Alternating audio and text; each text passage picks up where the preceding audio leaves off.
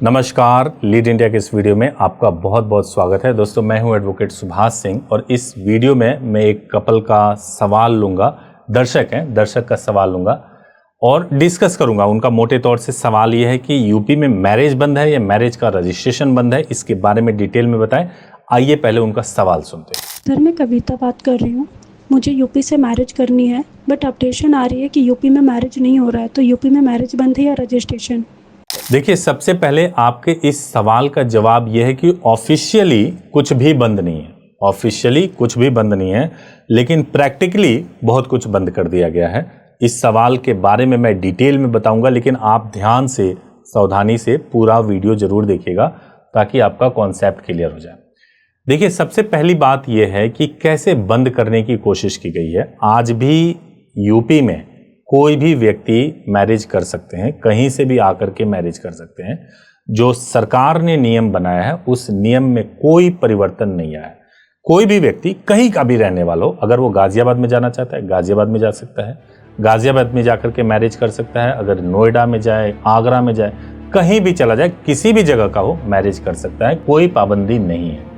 लेकिन पाबंदी लगाई कहाँ गई है? पाबंदी ये लगाई गई है, और वो भी हाई कोर्ट के आदेश के बाद लगाई गई है। ऑनरेबल जस्टिस विजय दिवाकर जी की कोर्ट है, उनके कोर्ट से एक आदेश पारित हुआ था और आदेश में बहुत साफ साफ यह लिखा गया था कि लगभग बाढ़ सी आ गई है प्रोटेक्शन के लिए, और जो मैरिजेज हो रही है वो मैरिजेज किस तरीके से हो रही है उसकी पूरी जांच कराई गई, और उसके बाद से मैरिज रजिस्ट्रेशन के प्रोसेस को काफ़ी सख्त बना दिया गया।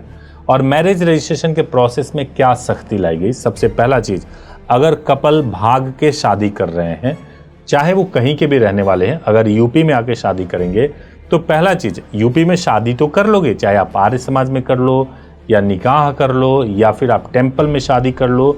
आप लव मैरिज करना चाहते हो, उसमें कोई रोक, कोई पाबंदी नहीं है, आप आराम से कर सकते हो। लेकिन जैसे ही मैरिज करने के बाद से आप रजिस्ट्रेशन करवाने के लिए जाओगे तो उसमें सबसे पहला कंडीशन ये लगा दिया गया है कि जिन पंडित जी ने शादी कराई है उनको एज ए गवाह अपीयर होना पड़ेगा। अब दिक्कत क्या हो गई?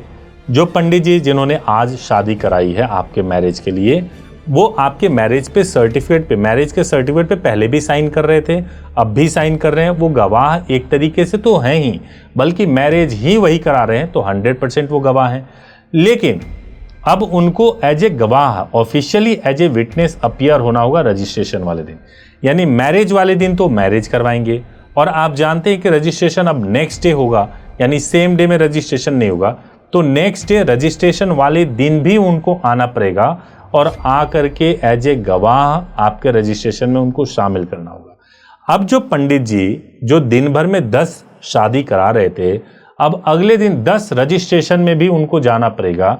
अगर वो 10 रजिस्ट्रेशन में चले गए तो उस दिन शादी कैसे कराएंगे? वो तो पूरे दिन कोर्ट में चले गए और कोर्ट में जाके वहां पे विटनेस बन रहे हैं रजिस्ट्रेशन में, तो वो अपना काम धंधा छोड़ना पड़ेगा नेक्स्ट डे का, और नेक्स्ट डे का काम धंधा छोड़ करके उनको रजिस्ट्रेशन में गवाह बनना पड़ेगा। तो ये एक बहुत ज़्यादा प्रैक्टिकल प्रॉब्लम आ गई, जिसकी वजह से जो भी पंडित जी हैं जो शादी करा रहे हैं वो रजिस्ट्रेशन में गवाह बनने से मना करते हैं। यानी आपका रजिस्ट्रेशन होगा ही नहीं, क्योंकि पंडित जी गवाह नहीं बनेंगे। अब दूसरे सिनेरियो पे बात कीजिए। दूसरा सिनेरियो ये है कि आपके रजिस्ट्रेशन में माँ बाप अगर होंगे तो आप रजिस्ट्रेशन करवा सकते हो। अगर पंडित जी गवाह नहीं बन पा रहे हैं तो माँ बाप को गवाह बनवाओ।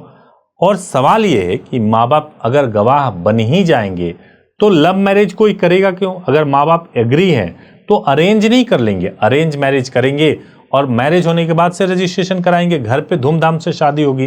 तो ये है कि जब भी रनवेज कपल, यानी भाग के जो शादी कपल करते हैं, वो इसीलिए करते हैं क्योंकि उनको अपने ज़िले में, अपने शहर में थ्रेट होता है। उनको लगता है कि आप अपने ज़िले शहर में अगर करेंगे तो पकड़े जाएंगे, तो इसलिए कहीं और जाते हैं, कहीं और जाकर के मैरिज करते हैं और रजिस्ट्रेशन कराते हैं।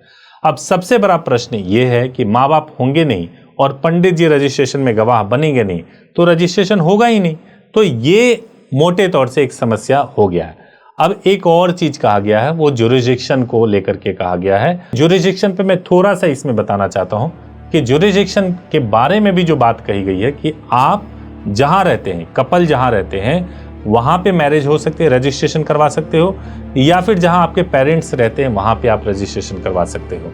अब ये ज्यूरिडिक्शन का मतलब ऐसा हो गया, ये इतना टफ हो गया कि अगर मेरे माँ बाप बनारस में रहते हैं तो मुझे बनारस में जाके शादी करनी होगी। मैं बेंगलोर में रहता हूँ या नोएडा में नौकरी करता हूँ तो नोएडा में कर सकता हूँ या फिर मैं बनारस में जाके कर सकता हूँ। लेकिन अगर मैं सोच रहा हूँ कि मैं नोएडा में रहता हूँ लेकिन मेरे लिए सेफ गाजियाबाद है कि मैं गाजियाबाद में जाके कर लूँ या मैं आगरा में जाके कर लूँ, और चूंकि मैं वहाँ पे जाके मैरिज कर रहा हूँ तो वहीं पे रजिस्ट्रेशन भी करा लूँ, ये पॉसिबल नहीं है। अभी के लिए तो यही है कि यूपी में मैरिज पे कोई पाबंदी नहीं है, मैरिज आप कर सकते हैं, रजिस्ट्रेशन में पाबंदी है। तो अभी लोग क्या कर रहे हैं, अभी ये कर रहे हैं कि एक कोई कपल कहीं के भी हो इंडिया के आते हैं और आर्य समाज में मैरिज करते हैं। मैरिज करने के बाद से वहीं पे गाजियाबाद में हफ्ते 10 दिन रुकते हैं, वहीं पे आधार अपडेट करवाते हैं और उसके बेसिस पे रजिस्ट्रेशन करवा लेते हैं और पंडित जी गवाही दे देते हैं, इसके बेसिस पे रजिस्ट्रेशन हो जाता है।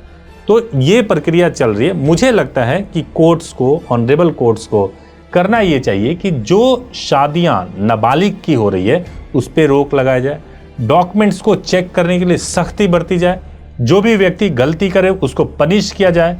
इंस्टेड ऑफ रजिस्ट्रेशन को कॉम्प्लिकेटेड कर दिया जाएगा तो एक तरीके से ऐसे बहुत सारे लोग हो जाएंगे जो मैरिज तो कर लेंगे लेकिन रजिस्ट्रेशन नहीं हुआ होगा और ये सारे लोग कोर्ट में जाएंगे और कोर्ट का ही समय बर्बाद होगा।